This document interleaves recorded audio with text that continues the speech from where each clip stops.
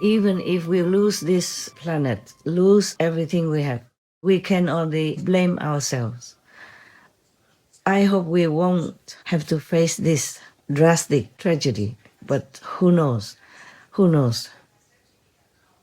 We all do our best, but it's not enough yet. I'm just hopeful and prayerful and trust in God and all the masters and all the noble and high beings in the universe to help us. But if our karma is too heavy, we can't do much. They cannot do much. Even the greatest master, even God cannot do much. Things have to take their course according to their construction, their mechanism. It's just like if your car is too old, and you don't take care of it well, sooner or later you have an accident or it just stops functioning altogether. So if you want that car to run again, and you can fix it. You can go to the mechanic, then you drive carefully and you change the battery, change the engine almost completely, then your car can run. I had a golf car a long time ago in Taiwan, Formosa, in Sihu. That golf car was old, and one of the Korean disciples was a car mechanic or had knowledge about cars. So he gave me another engine. Oh, it run like a very strong car. It's different from the golf car engine even. Strong, powerful, and could run very fast. I was not supposed to, but I could. At that time, I was still young. Of course, I love to run fast. I run up and down the hill, went to see different sections of our compound, and went up and down to see my so-called disciples. Yeah, yes.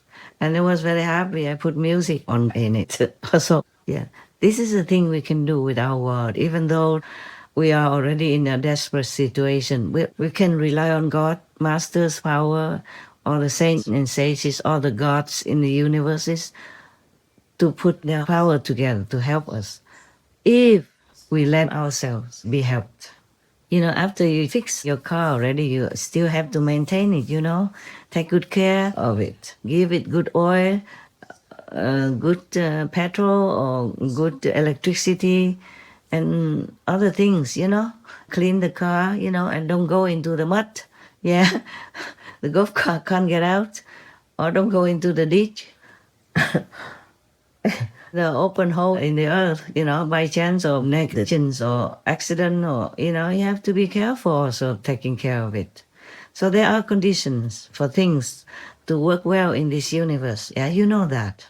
You also have to take good care of your house. Even if the inside of the house is already very protected by walls, windows, and doors, you still need to have something to keep it from the cold, from the rain that could seep in through windows, doors, or gaps, to prevent your house from being moldy, yeah? Because mold can make the house look very ugly, black everywhere, and also can give you, terrible illness. It could even be fatal if you have too much illness with it. So everything in this physical world has physical laws, has physical instruments to fix. So the way we can fix our world is to be merciful, because we need mercy, energy, in order to keep our life good and the world functioning in balance. To be merciful is to love others just like you love yourself, to forgive, to help, okay? And not to harm anyone, not to kill anyone, even if they are just little insects. Not to talk about big, majestic beings like elephant, giraffe, whale, buffalo, cow, oxes people, etc. Yeah, they all have souls in them. And big trees also have souls in them. Small plants also have souls in them. Don't try to harm them in any way possible, okay? Yes. Now, do not try to argue with yourself saying, oh, Other masters in old times, like Jesus, drink milk. I'm not sure if Jesus drink milk or not. They just didn't say that he was vegan. But we know that the Essene tradition is all vegetarian. So at least we know that. Maybe vegetarian means they take milk sometimes to make cheese or for babies when a mother doesn't have milk. But remember that the milk in those days and the milk these days are different. The milk in those days was wholesome, humane, and people took very little, not like nowadays. We just eat, we do all kinds of things just to satisfy our habits. But it's not good for us. We're more greedy, too greedy. We eat a lot of cheese and make a lot of cow people suffer because of taking milk from them until they fall down, until their intestines or stomach even bust out and they cannot walk anymore until they're exhausted. And then are slaughtered and you eat this type of weak, depleted being. It can't be good for you. Not to talk about the diseases that can be transmitted to you. And nowadays, bird flu has already infiltrated into the cow people raising system. Even some cat people, some animal people, pets, wild animal people, etc., already have bird flu, infecting them also.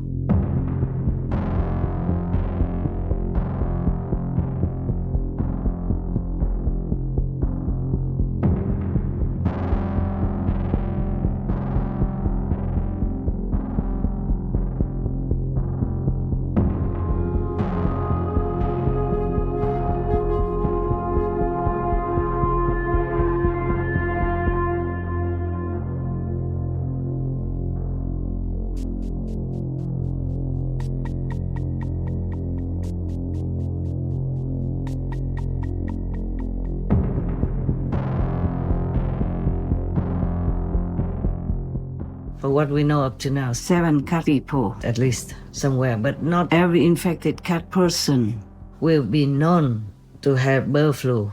They can also be outside, wild cat, feral cat people, or could be the domestic cat people. But mostly cat people come and go, they don't stay inside the house. In many countries, they are still free like that. So they could catch bird flu, but nobody would notice or die outside and the caretaker would not even know. Nowadays, you keep your cat person in your condominium, inside the house. So maybe it's okay. But it's not the natural way for the cat person to be happy. Anyway, cat and dog people need some outdoor activities. And when they go out sometimes, they might catch this bird flu. And that's it, you might also be infected. There is growing concern tonight about the continuing spread of the highly contagious bird flu in the U.S. The virus has now spread to dairy cattle and sickened one person. William? That's right, Jeff. This strain of bird flu, called H5N1, has been sickening bird flocks across America for a few years now. Millions have been killed to prevent further spread. Yesterday, the country's biggest egg producer halted productions when chickens at one of its facilities got sick. But this virus has also been infecting mammals, most recently dairy cows in 5 different states. This week, a person in Texas tested positive after working with cattle. Many are concerned the virus can infect their pet dogs, cats, as it's been found in one goat and already spread to 2 people in the U.S. Senior health correspondent Monica Robbins explains what pet owners should know.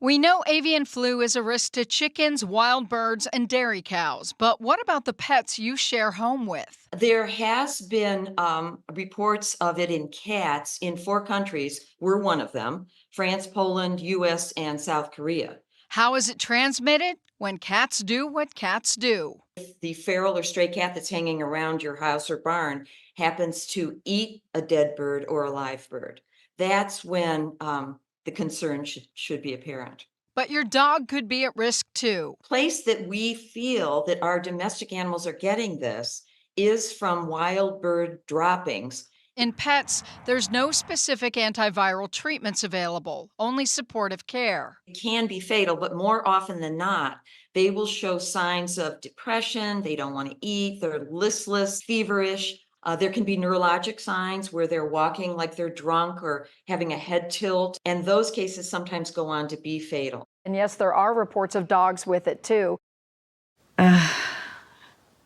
There's no end to the trouble in our world. There are a lot less solutions compared to troubles.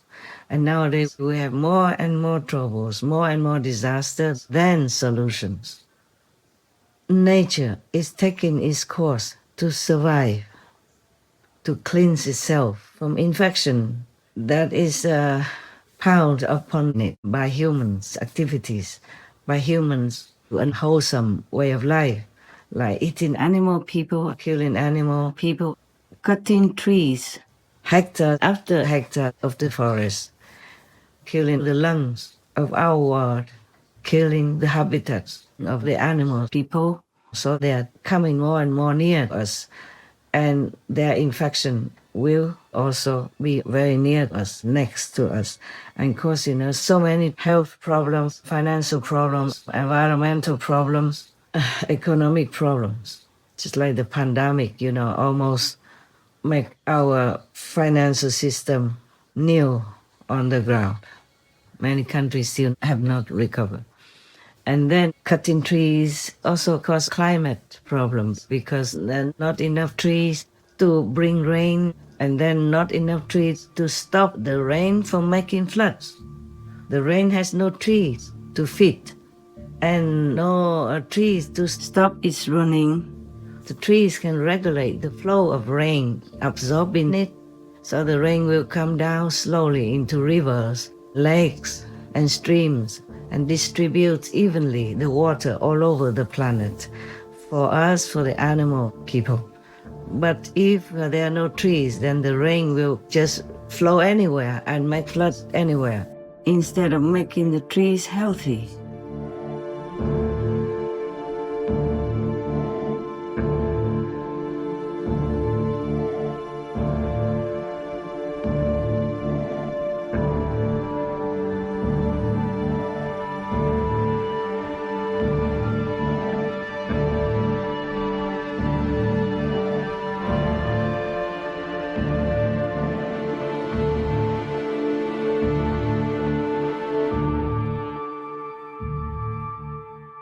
So recently, in these last years or decades, we have more flooding because of that, because we destroyed too much of nature. We cut too many trees. The trees are the oxygen producers, medicine givers, as well as the rain regulators and the rain attractors, and many other benefits that trees give us. The more trees you have, the more rain will be attracted. The cloud will rain down on the tree in area where trees are. And the trees also, regulate the rain flow so that it will not become flood. It will not erode all the land that it floods into. It will not submerge people's houses and cars and damage roads and harvests, and even kill humans, animal people too. And we cut so many trees that many things cannot grow after that. And use herbicide or insecticides and just plant beans or corn or whatever to feed the animal people, more than humans. Humans are as hungry, millions starving, but we use those foods and cereals to feed the animal people. Just 1 kilogram of the animal people flesh costs a lot of water, a lot of land, a lot of work, a lot of transportation, a lot of more pollution for the air, a lot of fuel shortages, medicine shortages, all kinds of things that affect our world, our life, our health, our finances, and our spiritual development. Not just one thing. So climate change is also a birth child of our brutal way of life, killing, destroying everything that is a blessing for us, that is good for us, for our next and next and next and next forever generations. So we should rethink, should do research to really know for sure what's good for us. A vegan diet is suitable for everybody, but animal people, meat diets not. Many people are sick and allergic to it because of animal people meat diets. You know that by now. Or if you don't, please look into research for that. Like, for example, you can look into the Physicians Committee for Responsible Medicine app or info site or any other vegan site. Yeah, or look on the Supreme Master Television information website. Yeah, then you will know more than you already have known, and you will understanding more about the positive vegan side effects. Overall, it will be good for everything you can think of, everything you can name. The vegan diet will be a benefactor of it. You know, there's every reason to go vegan and there is no reason not to. For me personally, I have to say, medically, a vegan diet is great. It's a way to keep your coronary arteries open. It's a way to keep those extra pounds away. It's a good way to lower your cancer risk as much as you possibly can and to stay healthy and energetic. From the standpoint of the environment, I got to tell you, every time I go back to my childhood home in Fargo, North Dakota, I see acre after acre planted with feed grains for cows and pigs and chickens. And what that means is a lot of irrigation, pesticides, a lot of fertilizer. It's not doing the environment any good at all. And finally, ethics has to be really utmost in everything that we're doing. And if you can be healthy and eat well and leave the animals off your plate, they're going to be a whole lot better off, and you are too. So a vegan diet is a great way to go. When I looked at the generation of my parents, I realized that they were becoming more and more sick. They were getting heart disease and diabetes and were becoming obese. And I wanted to stay healthy and fit, and I realized that if I wanted to achieve the best potential, I had to change something, and that's why I became vegan. One of my colleagues got cancer, and she went vegan as a way to try to best fight her cancer. And I remember thinking, you know, if I got cancer, I would definitely be vegan. And then I thought, why wait? Take the step preventatively, don't take it as a reaction to getting the illness. I was raised on nothing but meats. I was diagnosed on December 31st, 2007 with type 2 diabetes. My A1C at that time was 7.2. My blood sugar was 140. Now that I have been free of diabetes for almost 5 years, my A1C is now 5.2. My blood pressure is 116/75. I would never go back to eating meat. Please believe me, I have not much to benefit, except that the world will become better. For myself, of course, I also benefit from that. Thank you. Thank you for choosing vegan to feed your life, your children, and to feed our world, to feed our planet. No one should be hungry anymore, even if our population rises. We have enough food if we are vegan. And even better still, organic vegan